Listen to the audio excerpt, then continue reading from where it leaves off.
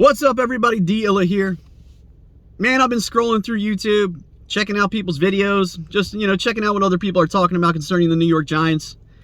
And I see a lot of people out here talking about things that are just completely irrelevant to this season.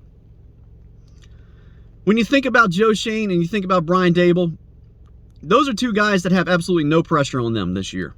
None at all. None at all.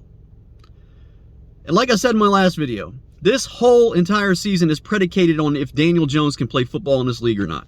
And we're going to find out fairly quickly. Now, we may already know based on what he's done the past 3 to 4 years. And you guys know, I have been a guy that has stuck up for Daniel Jones basically his whole entire career with the New York Giants. But I am at the point right now where I believe that Daniel Jones is most likely not going to make it, based off what we've seen. Regardless of what Dable has done with Josh Allen in the past and how he basically turned his career around, I don't think Brian Dable can get the same things out of Daniel Jones. Because I just don't think, I think he's broken at this point. I think he's broken at this point. As much as I hate to say it, I really do think the kid is broken. So the simple fact that I just said that, 6 or 7 games into this season, we're going to know what he's all about. And we're going to have to determine exactly what we're going to do in the near future. And like I said in my last video, draft position is going to be paramount for us in the 2023 draft. We're going to have to be in that top 1 to 3 picks.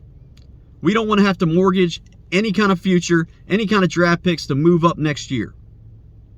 Now, I wish there was a quarterback in this year's draft that we could draft so we could avoid all this. But with the 2 guys that are available, most likely those are not the guys that we want to run with in the near future. None at all. Not at all. I don't care about what people say about Malik Willis, Kenny Pickett. It's all a bunch of nonsense to me. I've heard people say Malik Willis has more athletic ability than Michael Vick did. And I just think that's absolutely ludicrous to me. And the guy that said this, he claims to be, he was one of the few people that actually saw Michael Vick play at Virginia Tech. It was like, dude, that wasn't that damn long ago. A lot of people saw Michael Vick play at Virginia Tech. It wasn't just you. And to say that Malik Willis is more athletic than Michael Vick, like, dude, you need to put down a damn crack pipe because you're out of your goddamn mind. And I still say Malik Willis will not be able to do what he did at Liberty because the talent gap is so big between the two. It's not something he's going to be able to overcome. He just doesn't have that much speed. The guys in the NFL level, they're all fast. He ain't running away from them. I'd be extremely surprised. So, back to what I was talking about. People are worried about, we make these cuts. We cut James Bradberry. We cut guys like Blake Martinez and so on and so on. Lorenzo Carter, Evan Ingram. These are all guys that I wish would just get the hell out of here, except for Bradberry. I like to keep Bradberry around, but this team is not going to win games, so why are we keeping him here? If Daniel Jones can't play, like I said in my last video, he's the main cog of this whole thing. If Daniel Jones can't play, why are any of these guys here? Any of these guys that have any talent at all? They serve no purpose to us if Daniel Jones can't play. Because all they're going to do is hurt us when it comes to next year's draft. We don't need guys on this team that could potentially win us games. It's that damn simple.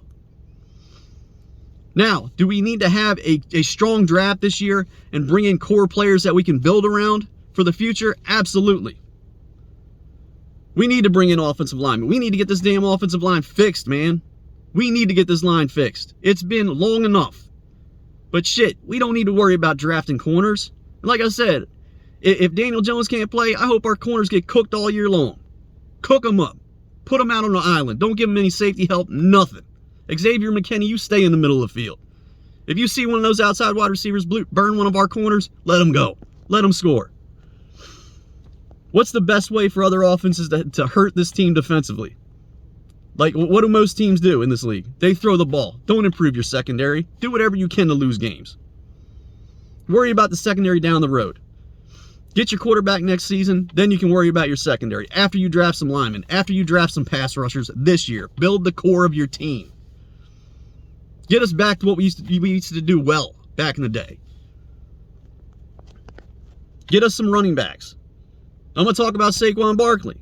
Like I said about Saquon Barkley, there's people out here that seem to believe Saquon Barkley can't fetch a second-round pick. I'm telling you, to a team that is in contention to win a Super Bowl this year, Barkley still has that big name. That's one thing you can't take away from Barkley. Regardless of the injury history he's had in the past, he still has a big name. And that big name will enable us to get a second-round pick for him.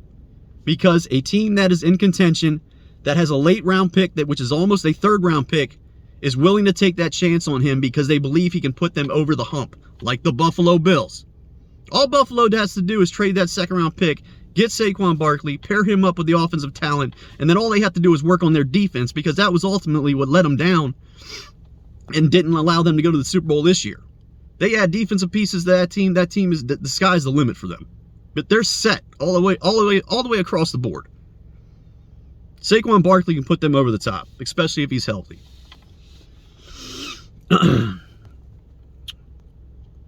Yeah, I'm kind of going on a little bit of a rant here, man. I don't know. You know, I put out content on this channel. I don't necessarily get the responses on here, and it kind of aggravates me. Like, I know my shit when it comes to this team.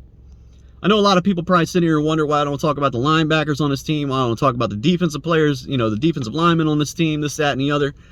Because most of the guys on this team, they aren't worth a damn, so they're not even worth talking about, man. They don't do anything memorable to even stick out in my head. Dave Gettleman completely ruined this team. He left it in the same position that Jerry Reese did when he initially left it, when he left the team. And everybody knew this was going to happen.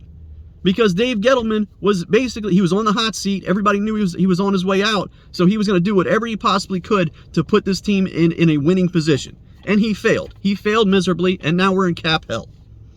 But honestly, what he did to us could be a blessing in disguise, because it could enable us to have a very good draft pick in 2023 when we may potentially need to draft a quarterback.